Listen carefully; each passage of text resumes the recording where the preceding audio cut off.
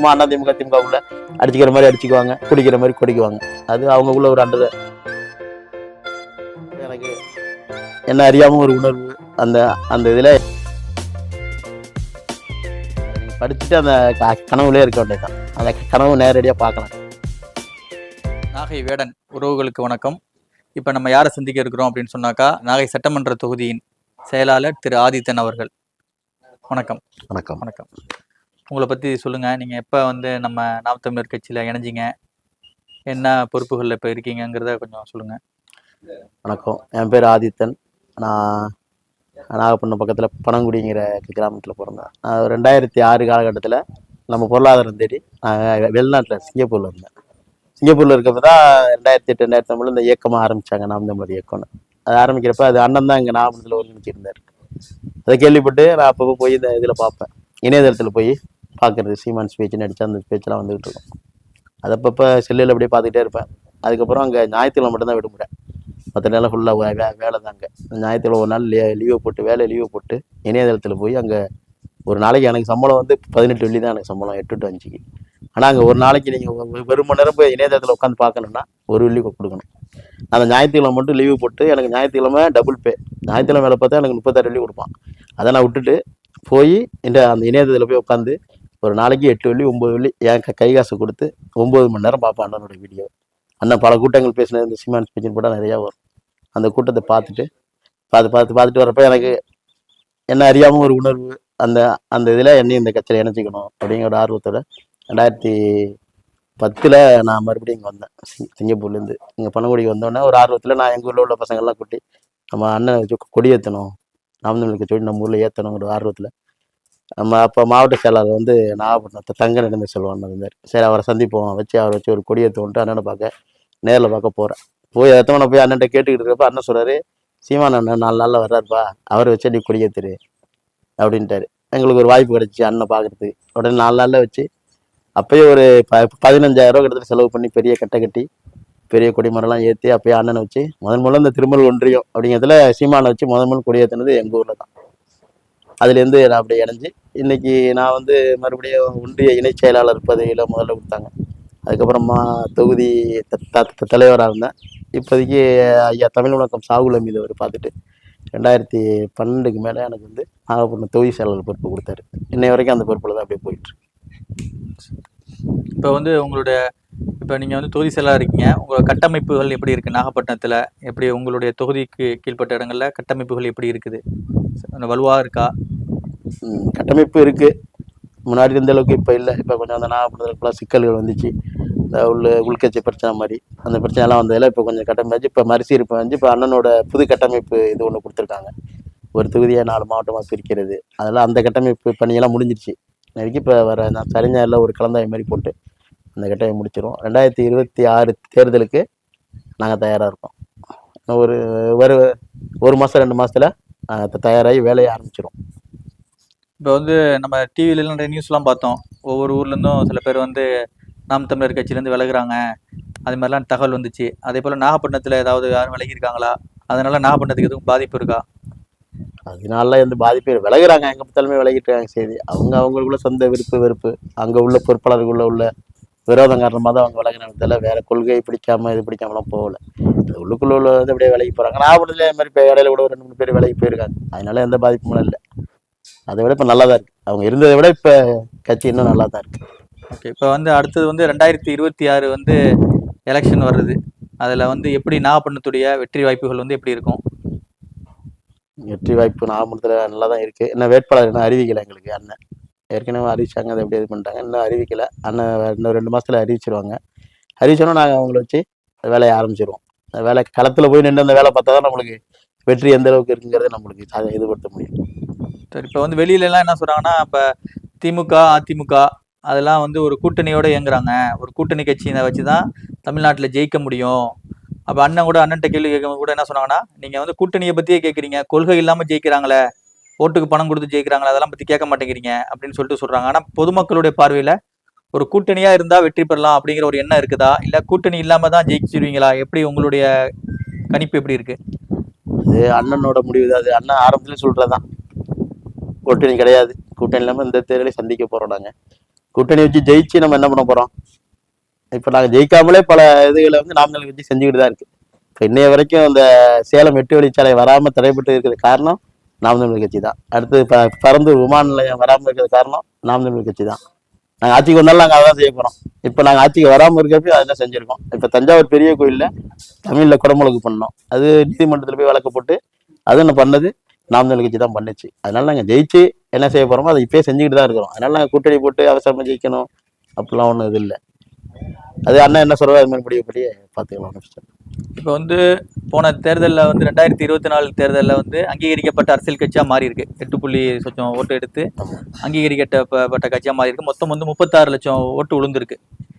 ஆனால் வந்து இப்போ மற்ற கட்சிகள், மற்ற பெரிய திமுக, அதிமுக, பிஜேபி, காங்கிரஸ் இதே மாதிரி கட்சிகள் இருக்காங்க. இப்போ வந்து நீங்கள் இந்த மக்கள்கிட்ட போய் சந்திச்சு ஓட்டு கேட்குறீங்கல்ல, ஓட்டுக்கு எதுவும் பணம் கொடுத்து ஓட்டு போட சொல்றீங்களா? வேற என்ன சொல்லி அவங்கள்ட்ட ஓட்டு கேட்குறீங்க? எப்படி வந்து மக்கள் இவ்வளோ பேர் வந்து உங்களுக்கு ஓட்டு போட்டிருக்காங்க? நாங்கள் பணம் கொடுக்கறதெல்லாம் கிடையாது. நாங்கள் பணம் கொடுக்குறது காசு, குவார்டர், கோழி பிரியாணி இதெல்லாம் எங்களுக்கு கிடையாது. நாங்கள் அந்தந்த பகுதியில் உள்ள பிரச்சனைகளை மக்கள்கிட்ட சொல்லி இந்த பிரச்சனைக்கு நிரந்தரமாக உங்களுக்கு தீர்வு வேணுமா அப்படின்னா எங்கள் நாம் தமிழர் கட்சிக்கு வாக்களிங்க, நாங்கள் அதை கையில் எடுத்து செய்வோம். நாங்கள் ஆட்சியில் இல்லாதப்போ நாங்கள் நிறைய பிரச்சனைகளை செஞ்சு நாங்கள் இது பண்ணியிருக்கிறோம். ஆட்சிக்கு வந்துட்டால் எங்களுக்கு எளிதாக செய்யலாம்.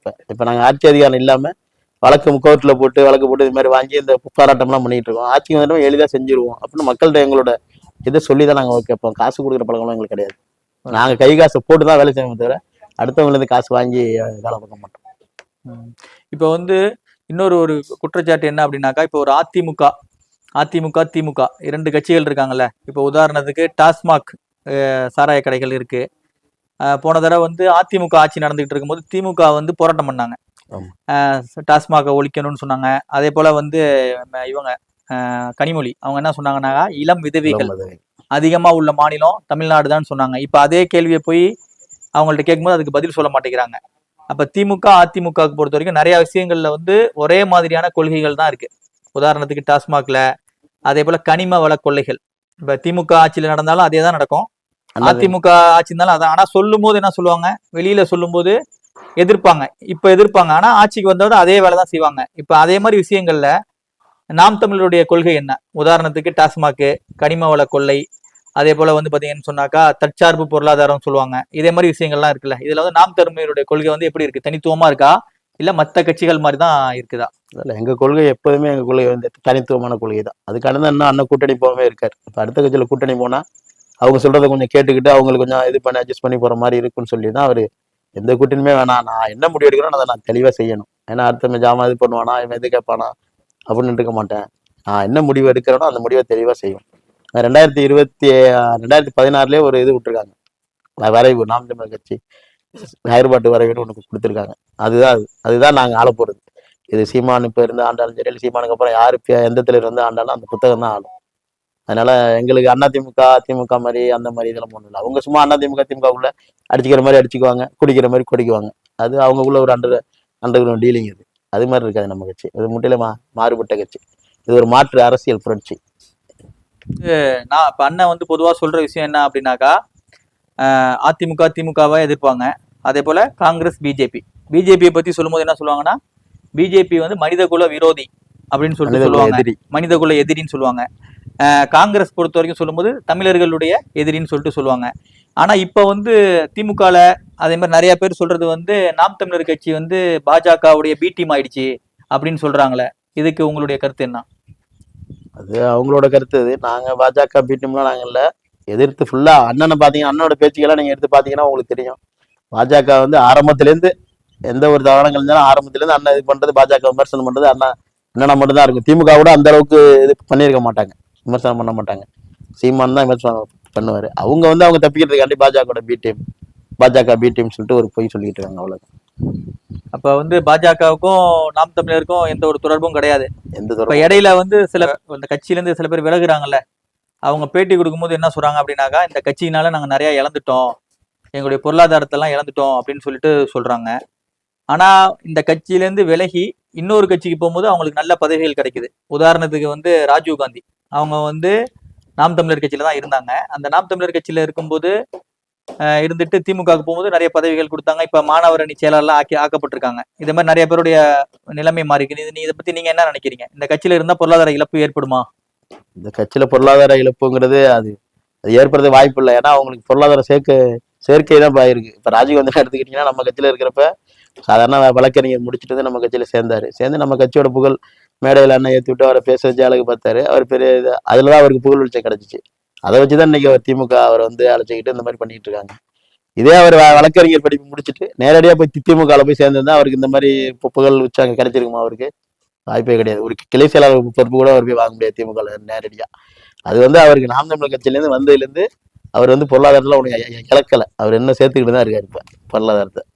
அப்ப வந்து நீங்க உங்களுடைய கருத்து என்னன்னா, நாம் தமிழர் கட்சியில இருந்து போறவங்களுக்கு பெரிய பெரிய பதவிகள் கிடைக்குது. அதனால அவங்களுக்கு பொருளாதாரம் தான் திமுக கால இழந்தங்கிறதெல்லாம் பொய். அதே மாதிரி திமுக வந்து பரம்பரையா இருந்தாலுமே தொண்டரா தான் இருக்கணும். இதே வேற நாம் தமிழர் கட்சியில இருந்து போனா பெரிய பெரிய பதவிகள் கிடைக்குதுன்னு சொல்லிட்டு நீங்க சொல்றீங்க. சரி. அதே போல இப்ப அண்ணா வந்து திருப்போரூர், சென்னை திருப்போரூர்ல வந்து ஒரு இது நடத்தினாங்க, ஒரு பெரிய ஒரு பொதுக்கூட்டம், சாதிவாரி கணக்கெடுப்பு, பஞ்சமர் நில மீட்பு. இதுல வந்து அனைத்து சமூகம், தமிழ் சமூகத்துல உள்ள அனைத்து சாதி அமைப்புகள் எல்லாம் கலந்துக்கிட்டாங்க. இப்ப வந்து தமிழ்நாடு கவர்மெண்ட்ல இப்ப வந்து ஒரு சட்டசபையில வந்து தீர்மான விஷயங்கள் நடந்துகிட்டு இருக்கும்போது நாங்க எடுக்க முடியாது, சாதிவாரி கணக்கெடுப்பு வந்து நாங்க நடத்த முடியாது, மத்திய அரசு தான் எடுக்கணுங்கிறாங்க. ஆனா மத்த மாநிலங்கள் தெலுங்கானா, கர்நாடகா இதே போல மாநிலங்கள்ல சாதிவாரி கணக்கெடுப்பு எடுத்திருக்காங்க. இந்த சாதிவாரி கணக்கெடுப்பு பொறுத்த வரைக்கும் உங்களுடைய கருத்து என்ன? அது சாதிவாரி கணக்கெடுப்பு கட்டாயமா எடுக்கணும், தமிழ்நாட்டுல எடுக்கணும். இவங்க வந்து மத்திய அரசு எடுக்கும் அப்படின்னு சொல்லிட்டு இவங்களோட பொறுப்பை வந்து தட்டி கழிக்கிறாங்க. ஏன்னா மத்த பக்கத்துல உள்ள மாநிலம் எல்லாமே எடுக்கிறாங்க, இவங்க வந்து தட்டி கழிக்கிறாங்க. ஏன்னா இங்க வந்து நம்ம தமிழர் இல்லாதவன் வசதியா ஆண்டுகிட்டும் வாழ்ந்துகிட்டும் இருக்கான். இப்ப நம்ம அந்த சாதிவாரி கணக்கெடுப்பு நீங்க எடுத்தீங்கன்னா யார் வாழ்றா, யார் வாழ, நம்ம தமிழ் எல்லாம் என்ன பண்றான், வெளில இருந்து வந்தவன் என்ன பண்ணிக்கிறான், யார் நல்லா வாழ்றாங்கிற செய்தி தெரிஞ்சிடும். அவங்களுக்கு அது ஆபத்தை போயிடும். ஆள்ற ஸ்டாலினுக்கு அவங்களும் ஆபத்தை போயிடும்ட்டு எடுக்காம இவங்க இது பண்ணிட்டு இருக்காங்க, மோடி மறைச்சிக்கிட்டு இருக்காங்க. அப்ப சாதிவாரி கணக்கெடுப்பு கட்டாயமா எடுக்கணும். அது ஆத்துல போட்டாலும் அளந்தான் போடணும்பாங்க. அது மாதிரி சாதிவாரி கணக்கு போடு. 10 பேர் இருந்தா 10 பேருக்குள்ள அவனுக்கு கொடு, 100 பேர் இருந்தா 100 பேருக்குள்ள அவனுக்கு கொடு. அதுதான் சாதிவாரி கணக்கு. அதே போல வந்து இன்னொரு ஒரு பெரிய போராட்டம் நடத்துறாங்க மீனவர்கள். ஏன்னா இலங்கை கடற்படையால வந்து மீனவர்கள் வந்து பாதிக்கப்படுறாங்க, அவங்களுடைய படகுகள்லாம் அங்க வந்து திரைப்படுத்தி வைக்கிறாங்க.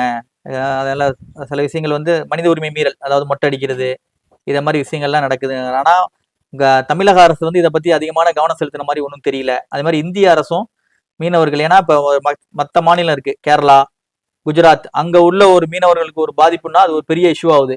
ஆனா தமிழ்நாட்டு மீனவர்களுக்கு ஒரு பிரச்சனை அப்படின்னாக்கா அது வந்து அப்படியே அமைதியா எல்லாமே கடந்து போறாங்க. இதுக்கு வந்து அடுத்த கட்ட போராட்டங்கள் ஏதோ அண்ணா அறிவிப்பாங்களா? இதோட உங்களோட கருத்து என்ன? இப்ப ராமேஸ்வரத்துல இப்பதான் எல்லா சமூக அமைப்புகள், நம்ம தமிழ் சமூக அமைப்பு எல்லாத்தையும் ஒன்று கூடி ஒரு ஆர்ப்பாட்டம் நடத்திட்டாங்க. இது அடுத்த கட்டமா அண்ணன் தான் அது முடிவு பண்ணுவார் என்ன பண்ணுவாருன்னு. இதுவே நல்ல பெரிய போராட்டம், நல்ல மக்கள்கிட்ட ஒரு எழுச்சியா தான் போய் சேர்ந்துச்சு. இது அடுத்த கட்டமா அண்ணன் தான் அதை பத்தி அறிவிப்பார். அடுத்து இந்த மாதிரி கூட்டம் எடுக்கிறாங்களா என்னன்னு தெரியல. சரி. இப்போ வேற நீங்க நம்ம நாம் தமிழர் கட்சி ஆட்சிக்கு வருது அப்படின்னாக்கா அடுத்தது எப்படி இருக்கும் தமிழ்நாட்டுடைய நிலைமைகள், அதை பத்தி உங்களோட எதுவும் கருத்துகள் இருக்கா? அதான் நாங்க 2016 அந்த புத்தகம் ஒண்ணு போட்டிருக்கோம், வரைவு. அதை எடுத்து நீங்க படிச்சுக்க வேண்டியதுதான். அதை நீங்க படிச்சுட்டு அந்த கனவுலயே இருக்க வேண்டியதுதான். அந்த கனவு நேரடியா பார்க்கலாம் நீங்க. சரி வண்டி, இவ்வளவு நேரம் நீங்க செலவு பண்ணிட்டு உங்களுடைய நேரத்தை நாகை வேடன் நேயர்களுக்கு உங்களுடைய கருத்துக்கள் சொன்னீங்க. ரொம்ப நன்றி.